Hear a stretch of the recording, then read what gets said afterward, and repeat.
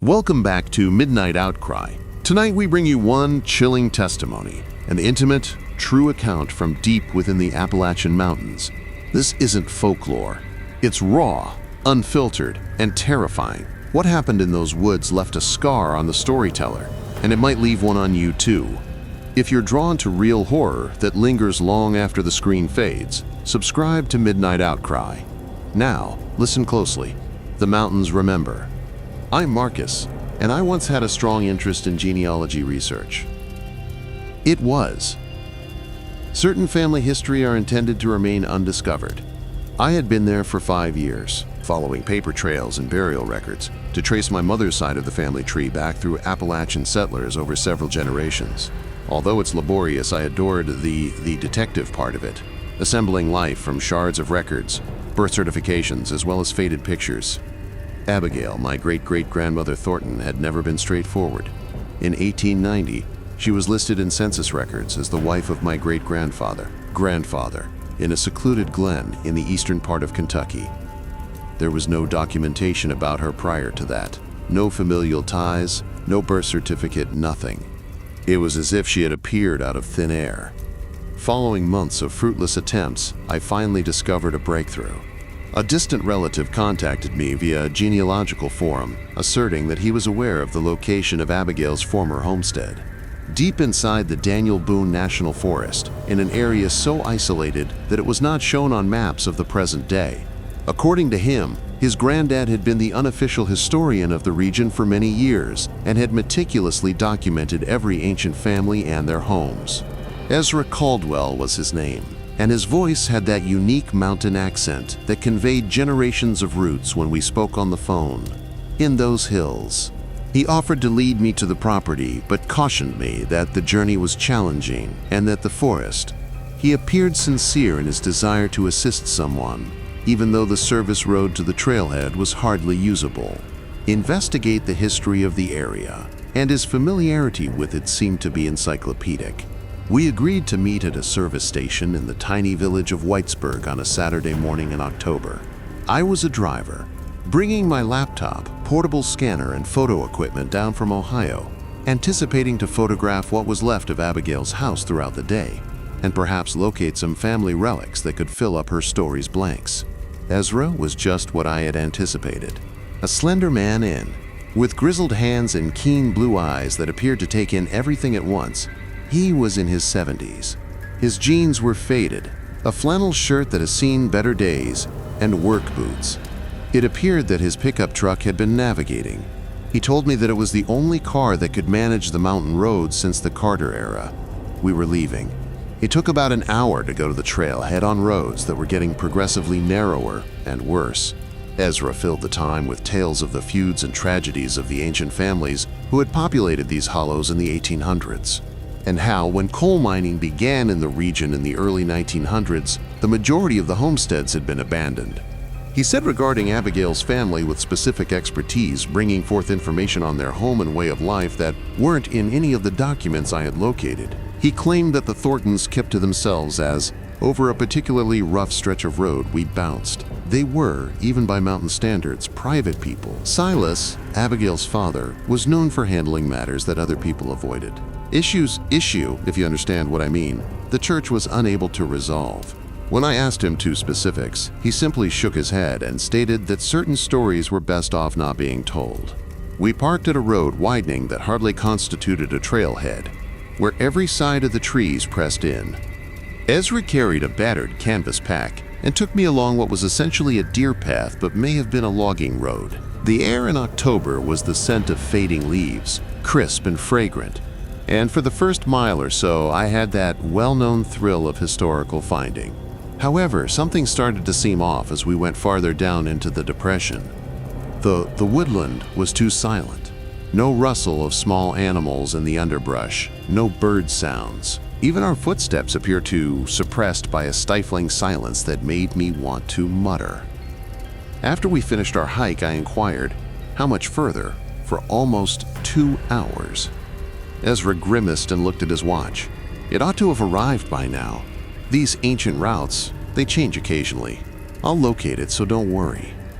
After climbing for another hour, we arrived, and I was blown away by a clearing, but not in the way I had anticipated.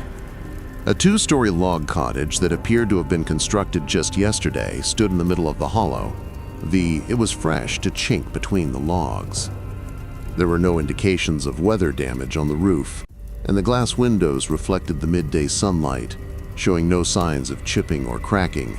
"This can't be right," I thought, stated, making a cautious approach. Ezra had become quite silent behind him. "This house is supposed to be over a century old." And his face was pale when I looked at him. This isn't how I was here last time," he whispered. When I approached the front porch, it creaked beneath me. But it felt fresh and substantial. The door was not locked. Dust motes danced within, bright rays of sunshine pouring through spotless windows. However, the dust itself was incorrect. Rather than the dense, unaltered strata typical of a deserted home, it had a thin layer, as though someone had lived here recently, but had spent a few days outside. Although the furniture was in unbelievably good condition, it was era-appropriate. Tin plates and cups were put on a crudely hewn table in the middle of the large room, seemingly for a family dinner. Near the door, clothes were hung on wooden pegs. Ladies' gowns and fading but fabric that is still intact. Work shirts for men that still had a slight wood smoke odor and perspiration. I called Ezra, but nobody answered. I returned outside, and he had a look I couldn't read as he stood at the tree line gazing at the home. "We need to document everything." Taking out my camera, I said, "This is amazing. It's like a flawless maintained time capsule." However, nothing happened when I attempted to switch on my camera. The battery displayed. The device was fully charged, but it was dead. The same thing happened to my phone. Whole signal based on the bars. However, the screen became black when I attempted to take a picture. At that point, I became aware of the footprints. There were new boot prints, recent ones, in the soft ground near the foundation of the hut. Someone who has a woman with little feet had been moving about the house. The prints took the lead. They led to different windows, as though someone had been peering inside, yet there were no obvious exits from the house. Root. "Do you notice this, Ezra?" However, he was gone when I turned around. I yelled his name over and over, my voice oddly resonating off the nearby hills. No sound or response was heard, of motion throughout the woodland. He seemed to have just disappeared. To combat my panic, I made the decision to keep recording the site. In the event that my devices malfunctioned, I would manually take notes and look for some familial relics that could help explain the house's impossibility. Within, I found a small stairway that led to the second story. There were no indications of aging, and the steps felt firm beneath my feet. Or put on. I discovered 2 bedrooms upstairs, each with a basic wooden bed, and what appeared to be brand new quilts. I found them in what looked like the main bedroom. Family photos placed on a tiny dresser. However, there was a grave problem with them. The faces in each picture were scraped out with what appeared to be fingernails. The glass has deep gouges. Showed pictures of people dressed in medieval attire, but frantic scratching had wiped off their faces. My hands trembled as I picked up one picture. A man, lady, and 3 kids are pictured in a family image, right in front of this house. Their attire suggested that it was from the 1890s. Although the woman's face was utterly ruined, I could see enough of the male to recognize some of my own features. I heard the voices downstairs at that point. Up from the main room came muffled talk. A man's voice and a woman talking urgently in whispers about something. I slipped to the top of the stairs and listened, but the words were inaudible to me. It was as though the voices were emanating from weird, deformed, beneath water. I said, "Hello," down below. "Is someone there?" The discussion came to an abrupt halt, and there was a complete quiet that felt like a weight pressing down on me. I went down the steps slowly, and it seemed like every step echoed in the suddenly empty house forever. There was nobody in the main room, but suddenly the tracks on the wooden floor were new and muddy. Minutes before, there had been no prints. At that point, I saw the entrance to the basement, positioned close to the rear on the floor. Wall was a big burden. I promised that when I first entered the house, there was no wooden trapdoor. It was exposed, displaying wooden steps that vanish into the shadows below. Despite my instincts telling me to flee, I found myself approaching that gap. The voices had become clearer and more distinct as they came from down there. A guy and a lady arguing concerning anything that needed to be halted before it could escape. I went down the stairs, utilizing the flashlight feature on my dead phone, which for some reason now worked. The house's basement was bigger than its footprint. Extending back into the shadows should have been permitted. My light was ineffective. The walls were rough, stone, and there was a scent of earth mixed with another, sweeter scent, decaying. Shelves with glass jars filled with items ran along the far wall. I didn't want to take a closer look. There was a wooden table in the middle of the space with symbols etched on it that I didn't recognizable, smeared with what appeared to be rust but was most likely not, and dispersed. Dozens more journals, all in the same feminine handwriting, were spread out across the table. I lifted the top. Notebook with hands shaking.